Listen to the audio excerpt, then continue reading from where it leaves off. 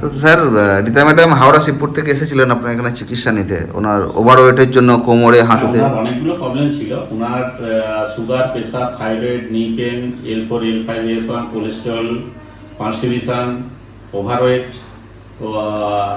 10টা থেরাপি নেওয়ার পরে ওনার টেস্ট করা হয়েছে, থাইরয়েড নর্মাল হয়ে গেছে, প্রেশারের ওষুধ বন্ধ আছে, সুগারের ওষুধ বন্ধ আছে, নি পেন যেটা ছিল সেটাও অনেকটা কমেছে। আগে তো উনি হাঁটাচলা করতে পারছিলেন না, অনেকবার 2 মিনিট হাঁটার পর বসে পড়তে হচ্ছিল কত রাস্তায়, সেটাও অসুবিধার কারণ ছিল। এখন উনি হাঁটতে পারছেন।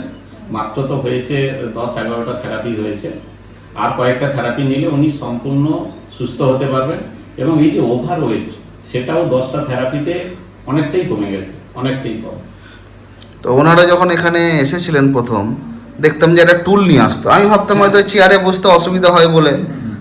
না, এটা এটা কি যে সঙ্গে একজনকে থাকতে হতো, যে রাস্তায় কোথায় বসবে, হাঁটতে হাঁটতে যাচ্ছে, বসতেই হবে, কি করে হাঁটবে, তার জন্য এই ব্যবস্থা করতে হয়েছিল, এই ব্যবস্থাই নিতেন। তো ওনারা এই চিকিৎসা নিয়ে আয়ুর্বেদ পঞ্চকর্মের মাধ্যমে সুস্থ হয়ে গেছেন। আপনি 30টা বলেছিলেন, 10টাতেই বলছেন ওনারা সুস্থ হয়ে গেছেন। ঠিক ঠিক।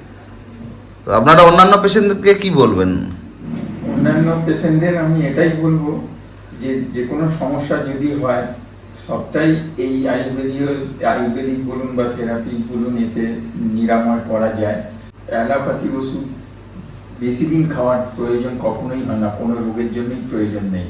হয়তো ইনস্ট্যান্ট দরকার আছে, ইনস্ট্যান্ট নিতে গেলে তখন মেডিসিন নিয়ে কমানোর পরে এমন অনেক রোগ আছে যেগুলো ধরুন সারা জীবনই খেতে হবে।